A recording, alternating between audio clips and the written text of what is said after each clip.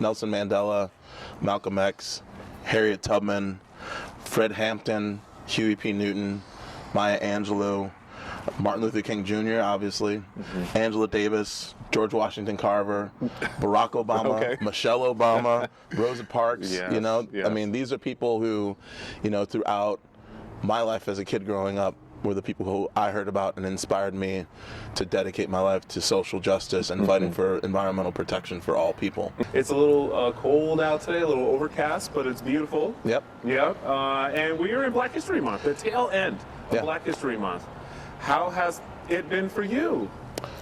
You know, it's been great. I will say that Taj has been putting on this film series and invited me to be a co-host with him for Malcolm X. And it had been a long time since I'd seen that movie. And you know, it's just interesting to hear the story of black leaders from the past, what they were fighting for, and then contrast that into what's happening today. Absolutely. Especially, you know, thinking about how our parents grew up, our parents' generation grew up during those times. And so what they've seen, you know, through their lives. And, you know, for me, my father's passed away, but my mom's still around, and so being able to still have conversations with her around, you know, like what it was like back then, especially now as adults, you know, like when you're a kid and you're trying to understand your parents' situation growing up as a black person in the United States, you know, you get a feel for it. But, you know, today when we're seeing some of the same, you know, calls for justice being called out, you know, 40, 50 years after the civil rights movement, it's one of these, you know, it's good to reflect on what people were fighting for back then and what we're still fighting for right now. It's crucial to reflect on it because a lot has changed, and of course, you know, what you're saying is that a lot hasn't changed, unfortunately. We still live in a society that is primarily racist, classist, sometimes sexist even, and we have to deal with that. And I feel like the only way to deal with that is to look at our past. And so that's partly why I made the film series for Black History Month. We did every Thursday this year, we did a film that was centering African Americans and the African American experience. We did The Wiz, we did Malcolm X, Bamboozled, and then I think we did what was it, just the other night did Black Panther, which was an amazing film, an amazing phenomenon. And I did those films partly as edutainment is, you know, the term. Let's have a good time, let's watch a great film, and let's learn something. Let's question our own beliefs around, you know, our own identity and the way that we view each other. And of course, in the instance of someone like Malcolm X, how we view some of these historical figures. From our past, because it's very relevant today. Yeah, I mean, to that point, for example, you know, when we think of how society wants to brand, you know, for one group, these are, you know, your civil rights leaders, right? For others, they're terrorists. Yes. Right? And so we saw that with Malcolm X and the Black Panthers, how they were viewed, you know, the mainstream media was trying to portray them as being terrorists. And still is. And still do to this day, right? But for the black community, these were our freedom fighters, you know? And I think that we don't give a lot of credit to those people, too, in those groups. So, for example, you know, the Black Panthers had the free food program for children to get free meals before they went to school, because every kid deserves the right to have a healthy breakfast, right, before they start their day. Real simple. In the United States, there were no food programs, you know, for kids who were going to school, and that actually prompted, you know, the adoption of free meal programs and just breakfast programs for kids at public schools throughout the United States. Right? I really love that you brought up the Black Panthers, because, again, we have crucial figures from American history, not just, you know, Black American history, but as America as a whole. These are very important people. And a lot of times what gets portrayed is the violence that happened, and, you know, leaving out the part that the violence was a response to the violence that was perpetrated against our people, and that unfortunately still is being perpetrated against our people. So I have a question for you. You know, as we talk about, you know, some of these historical figures, who when you look back, you know, or even current day, who are some of the sort of black, you know, figures that have inspired you throughout your political career and just your life? Yeah, so I mean, there's a lot of people, but just to rattle off some names, Nelson Mandela, Malcolm X, Harriet Tubman, Fred Hampton, Huey P. Newton, Maya Angelou, Martin Luther King Jr., obviously, Angela Davis, George Washington Carver, Barack Obama, Okay. Michelle Obama, Rosa Parks. Yes, You know, yes. I mean, these are people who, you know, throughout my life as a kid growing up, were the people who I heard about and inspired me to dedicate my life to social justice and fighting for environmental protection for all people. These people not only have inspired me to be a scientist and to dedicate my life to social justice, but it's also inspired me to get into politics, because oftentimes I feel like, you know, people like me, and when I say people like me, I mean working class, like lower middle class, scientists, educators, you know, people who are kind of essential workers at the foundation of our society, were often overlooked, right? In terms of having access to housing, having access to clean environments, neighborhoods, having a voice in the decision-making process. And I feel like now more than ever, you know, especially in Santa Cruz County, where we have, you know, a homeless crisis, a housing affordability crisis, we're facing all the impacts of climate change, that we need people with lived experience to be in those decision-making roles. Yes, absolutely. And again, we're talking about Black History Month, and this is why representation matters, because you bring a voice to the political arena that some others won't. You know, and I think many of us are thankful to you for stepping up and for playing in that arena. Representation matters. What does that mean to you? Well, it means that, you know, we're bringing diverse voices and diverse perspectives to the decision-making process.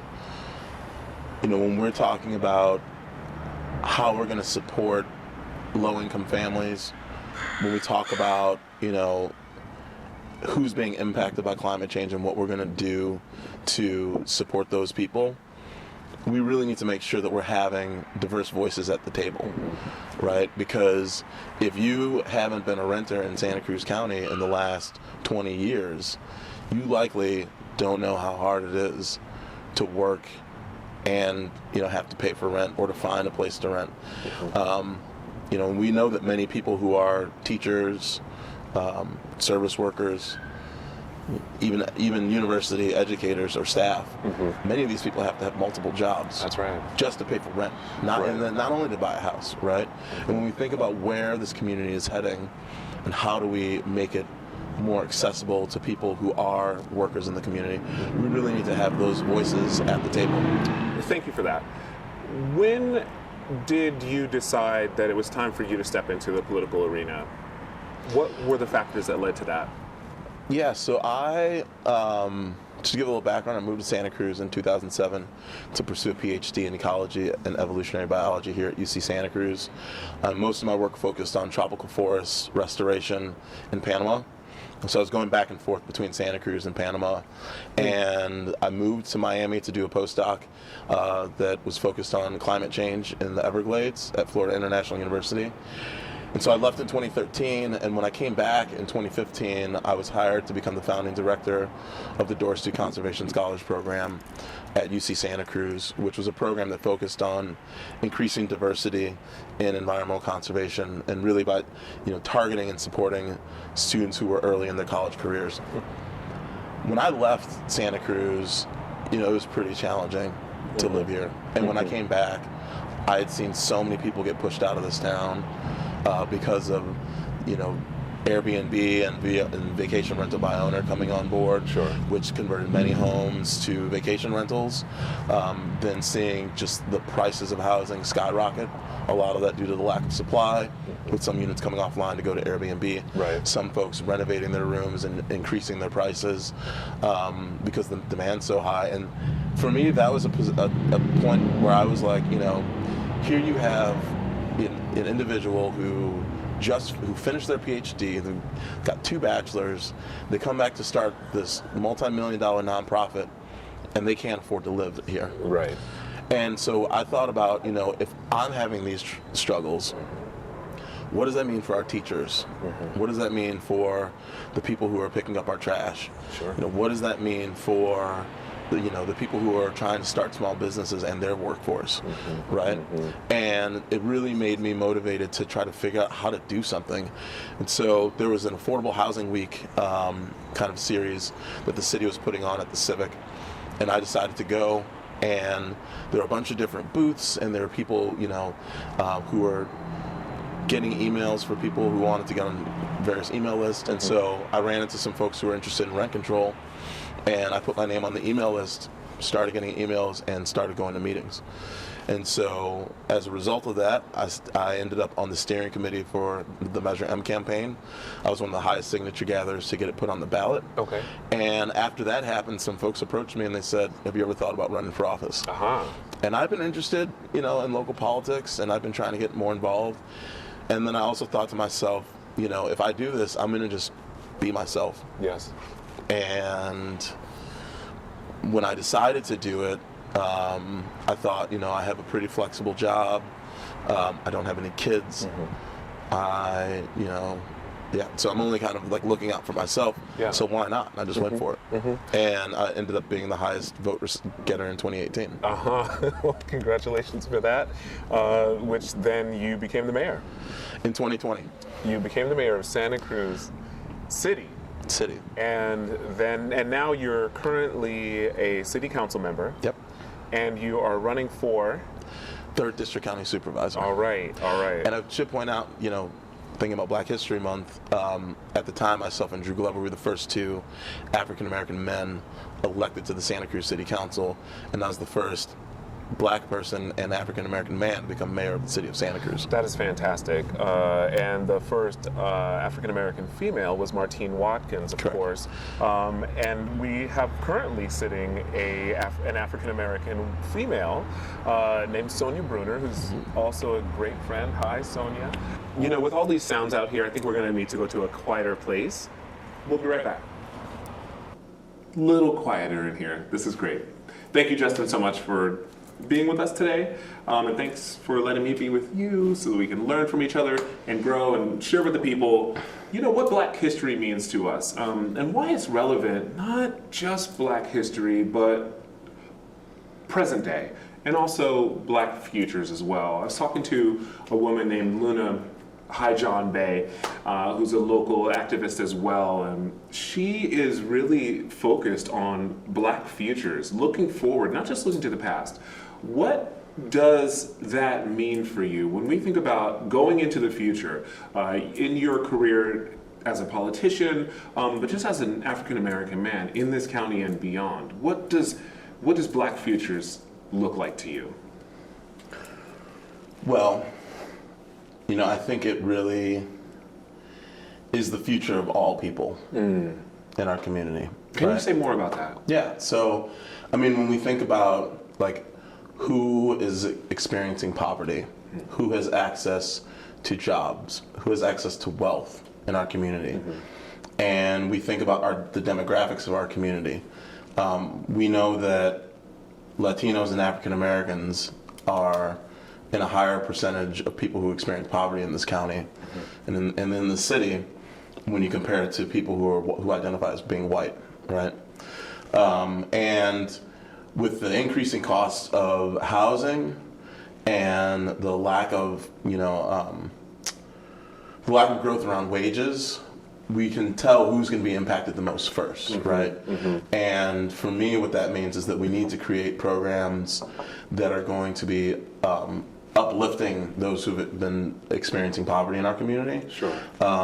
In a way such that they have access to good paying jobs that will allow them to have housing, that will allow them to stay in this community, and so that they're not commuting in and contributing to increased carbon emissions and traffic in general. Yeah. And I think also we need to see the reflection of the people who work in our community living within our community, and we shouldn't be setting this expectation that we're not going to do anything to address issues around poverty, and that we're going to perpetuate systemic poverty, right? I agree, and I'm really glad that you brought that up. When you mention wealth, what immediately comes to mind is the concept of generational wealth and how is that built. And of course, housing is the way that one of the ways that of course we talk about housing, and one of the ways that generational wealth is passed down is through homes, property. In Santa Cruz County, it's a crazy circus here in terms of real estate. I'm wondering, what are you working on right now that's going to address some of what you're talking about? People being pushed out of the neighborhoods here. I mean, it sounds kind of like gentrification. Well, it is gentrification. Yeah. You know, some of the things that I've been working on as a city council member that I hope to work on as a county supervisor, increasing the percentage of affordable housing that needs to be included in new developments. So as a city council member, prior to me getting on the city council was actually reducing that number. I think it was 10% in the downtown and 8% outside of the downtown from 15. There was a lawsuit that was settled that said that that was illegal. But then, you know, working with Councilmember Brown, working with city staff, we actually came back with a proposal to increase the inclusionary percentage from 15 to 20%. Great. At the county level currently, the inclusionary percentage is 15%. And one of my goals, if I get elected, is to work to make sure that we increase that inclusionary low-income housing percentage from 15% to 20% of new developments. In addition to that, one of the things I really want to work on, you know, we have the Section 8 housing program. It's something that's existed for a really long time, and when you talk to people about Section 8 in our community, there are so many people on the list. They'll tell you stories about it takes 10 years for somebody to get a voucher, and even then they have to find a property owner who will allow them to stay. But Section 8 is a program where landlords will get market rate for their units. And the person who has that voucher, their income is subsidized, right?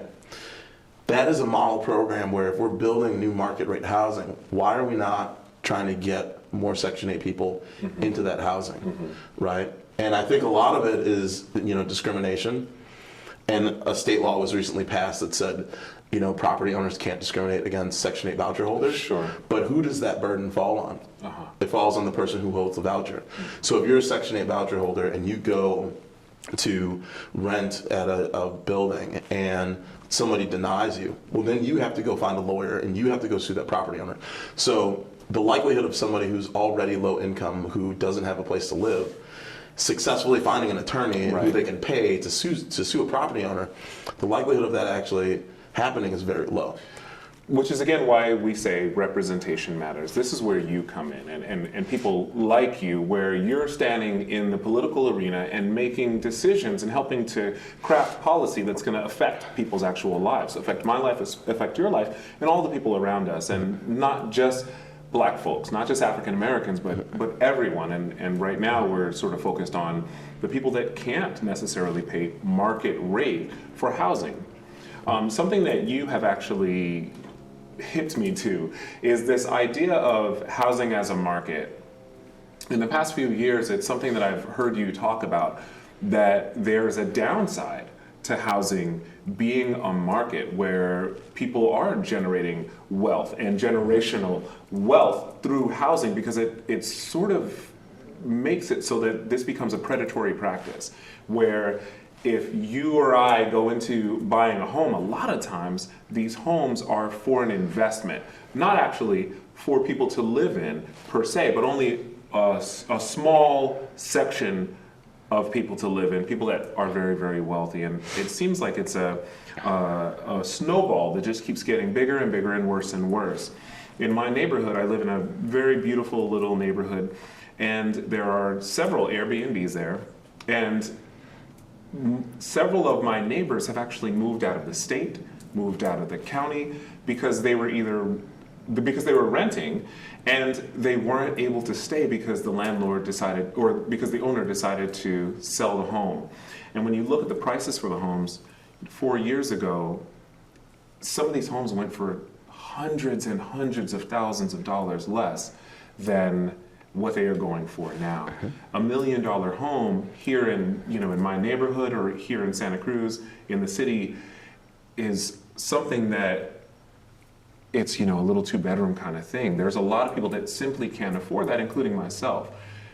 And when we talk about housing and people getting pushed out, I'm one of those people who's sort of at risk. I rent, and if at any point my landlord or the owner of the house says, I'm actually going to sell the house. I don't know that I can afford to live in Santa Cruz. And so for me, your presence in city council, and if you become supervisor of the 3rd district, is that correct? That matters to me and my family because I want to do good work here. I want to stay in this community. I love this community and be an advocate for all of us here. But if I can't afford it, that's all out the window. I'm going to have to go somewhere else. Right. Yeah, so I appreciate you. Thank you for doing the work that you do. Yeah, and one thing I'll just point out with that is, when we think about what are the essential needs of our community, and especially, having been mayor in 2020 and reflecting back on that year, right? We had to keep our streets clean. We had to get our trash picked up. Sure. We had to have our teachers still, figuring out how they're going to teach kids online. Right. Right. We needed grocery store workers. And of course, you're talking about during the pandemic. Right, during the onset of the pandemic, Right. right? When everything was shut down, we didn't have vaccines, and we needed to figure out how we were going to keep everything that was essential moving forward and yet keep our community safe. And the majority of the people who worked in those positions were people who largely are renters and largely struggle to survive in this community. Right, right. And so, I think that we need to take a look at how we are morally approaching how we value people in our community. And I think we need to ensure that those people who are essential for our community to function are actually supported financially so they can live here. And that doesn't mean just pushing them into the lowest and the low and very low affordable housing where they're capped and how much they can make. We really need to make sure that they have an opportunity to live here, thrive, and prosper, and build up that generational wealth. Whether that's through property ownership or whether that's through just being able to live comfortably in our community and provide an essential service. I think that we need to make sure that people are valued. I absolutely agree. I'm wondering, as you're talking, I'm thinking, well, what is the solution? What do you have as sort of, action items to get this kind of a behemoth of an issue on the table and to change it? What do you suggest? We're here at the Tannery Art Center, and I think one thing that we need to point out is this is a truly good example of what a good affordable housing project could look like in our community. Yeah. I think that when people think of affordable housing, they associate it with crime and some impacts you might see in more impoverished communities. But the Tannery Art Center is this place where people from diverse backgrounds can live comfortably and be able to pursue arts. And it's an example of what we want to see moving forward with more affordable housing projects in our community. And I should also mention that adjacent to it, we're right by the San Lorenzo River, and we've seen populations of people who are experiencing homelessness, camping along the banks of this river, and some of the impacts that come with that. And what's really important is that we start thinking about we see these impacts are happening, we see these people are suffering, like how can we make sure that as we're developing a community for the future, we're doing it in such a way that we're actually going to be addressing the needs that these people are facing. And it's not just housing, right? I think a lot of times there's the housing first model, which I think is a good approach, but we also need to be coming up with what kinds of services do these people need, what kind of case management do people need, dividing the population to provide services and support for those who are facing and suffering from addiction versus those who have mental health issues, veterans who may be suffering from PTSD, or people who are working in our community and just can't afford to live anywhere. Thank you so much for sharing your ideas on houselessness and what we can do going forward. I'm wondering, are there people in history that you look up to or that have also been in politics here in Santa Cruz County? Well, African Americans have played a strong role in this community for a very long time. When we think about politics, in 1978, Irva Bowen was elected as Board of Trustee to the County Board of Education, and she was the first black person elected to office in the history of the county. Okay. And since then, Michael Watkins, who is a local African American leader, was elected to be the first County Board of Education Superintendent in the state of California. Oh, yeah. Martine Watkins, who was elected to the City Council in 2016, served as the first African American woman to be mayor of the city of Santa Cruz. I then followed in her footsteps in when I was elected in 2018, and then in 2020 became the first black male to become mayor of the city of Santa Cruz. And now again we have Sonia Bruner, who's an African American woman who's serving as mayor of the city of Santa Cruz. And so I think what's important there is that, you know, African Americans only make up about 1.6% of the population of the county of Santa Cruz, and yet we've played a role in local politics and local decision making. And so, you know, moving forward, my hope is that if elected to the 3rd District County Board of Supervisors, that not only can I be a voice for the African American community, for black people here in the county of Santa Cruz, but also bring that perspective as a renter, as a scientist, as someone who served as mayor during one of the most difficult and challenging years in our most recent history, and bring that lived experience to the Board of Supervisors. Justin, I appreciate you so much. I love talking with you. Anytime when we take our walks and our hikes and everything like that, even over a pint, it's fantastic. I really appreciate who you are in our community. I'm wondering, what do you feel like is happening in the black community as a whole? These days, I think there's been a very strong resurgence in building community in the black community here in Santa Cruz County. For sure. We see a variety of different groups, right, that not just are focused on just the black community, but are focused on bringing together communities of color, right? So, you know, we have the Rise Together group working with the Santa Cruz Community Foundation that has nonprofit leaders from, you know, all sectors of the communities of color that are working together to try to figure out how we can better get resources to communities of color. Which is what we need to do.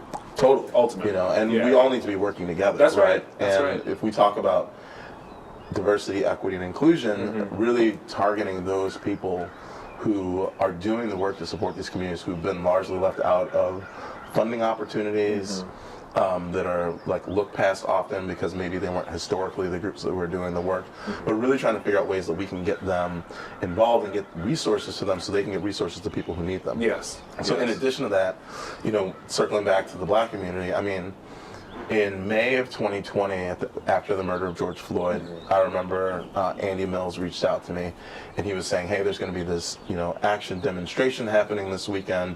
Just wanted to make sure you were aware." And Andy Mills is a police chief. He was former police chief of City of Santa Cruz, correct? Right. And that was the first demonstration here in Santa Cruz after the murder of George Floyd that was led by Joy Flynn. Okay. Yeah. And you know, when he called me that day, I immediately thought, like, we should do something here too, like as local government. And I was mayor at the time, and so we reached out to some staff in the city, and it was like, hey, well, let's organize an evening where we can, you know, provide the space for the community to talk to us about this. And you know, that weekend when Joy Flynn held her demonstration, you know, I had gone down by the clock tower. The police chief had been there, and we were talking at the time when everyone started taking a knee. Sure. And that, you know, iconic photo was taken of me and the police chief taking right. a knee together, which was not planned. Right. At all. Right. But from that event, and subsequently, Bella Bonner had organized a march. We saw Tyree Ritchie organize a march on Juneteenth. I sat down with the police chief along with you and many other black community members, you know, the first meeting of which was organized by the police chief. That's right. Where we started talking about, you know, what are the issues that the African American community is facing with policing in Santa Cruz. And from that meeting, we held subsequent meetings, part of which led to the formation of this black coalition here in Santa Cruz. That's right. And, you know, I think that what we're seeing now is that with the outcry, the national outcry around Black Lives Matter, you know, that the black community here is saying, okay, if this is what's happening, then we are going to come together, we're going to have our voice be heard, and we want you all to listen to us, because if you're saying this, we wanted to make sure that it's genuine and that it's not just lip service. Right. And so I think right now a lot of what's happening is we're seeing black communities, the black community come back together. From that Black Coalition for Racial Justice and Equity, we now have Black Kings of Santa Cruz County. That's right. Before all this, we had Black Girl Magic. That's right. You know, today we actually have the Black Health Matters Initiative is hosting a barbecue. And, you know, all of this is to really let people in Santa Cruz know that the black community exists. That's because right. I'm sure that you've had a similar experience that I've had, where people are like, oh, there's only 1 or 2 black people in Santa Cruz. Right. And it's like, no, there's a lot of us. It's a whole bunch of us. And, you know, I think that for a long time we haven't had a way to come together. And now that's happening, and now we're saying, like, we are here. Yeah. And we, you know, here's what our life is like. Mm-hmm. And, you know, we share things in common with those of you who are also struggling to live in this community. Thank you for that, Justin. Really appreciate your perspective here in Santa Cruz and all the work that you've done, especially with the police chief and myself being able to sit in with you for various meetings. It's been really a fantastic journey, and I'm looking forward to continuing with you in the future. So we're here at the Tannery. I'm wondering if you could speak a little bit about some of the things going on here. Here in Santa Cruz, you know, one of the really good things is that we've been seeing a lot of emerging black businesses as well in our community, and businesses owned by people of color, businesses owned by women. Sure, yeah. We're here at the Tannery today, and earlier we got to speak with Yasmina Porter, who recently has created this cafe that's not only supposed to serve as a cafe, but it's supposed to serve as a space where, you know, folks in the African American community can come to, that can support entrepreneurship, where people can meet and have a space that culturally feels like a space that they belong in. And it's one of these things that I think we're getting a lot of support from not just the black community, but all community members, because we want to see diverse spaces and diverse places. And this is something that I feel like our community is going to be very supportive of moving forward, because it is a reflection of the black community, which often we don't see. Yeah, yeah. It's really wonderful to see spaces like that pop up. I'm really thankful to Yasmina for taking her energy and doing that. You know, it's the same thing. Everybody, get in where you fit in. And with that, I want to say thank you so much, Justin, for a wonderful conversation. Thank you, everybody, for tuning in. And for all our tech people, thanks, everybody. Y'all have a good day. Good afternoon, everyone. This is Celeste Gutierrez, Justin Cummings, Force Supervisor Campaign Manager. Thank you for watching this video. We look forward to seeing you at the next video where Justin discusses houselessness in Santa Cruz County. Now you can talk about how it was, you can talk about what it was like to be here. Thanks for coming. This is fun. Okay. Cool. Great. That was Dude, good. yeah. You enjoyed it? I did. Great. I did. I didn't like it for one bit. No. Microphones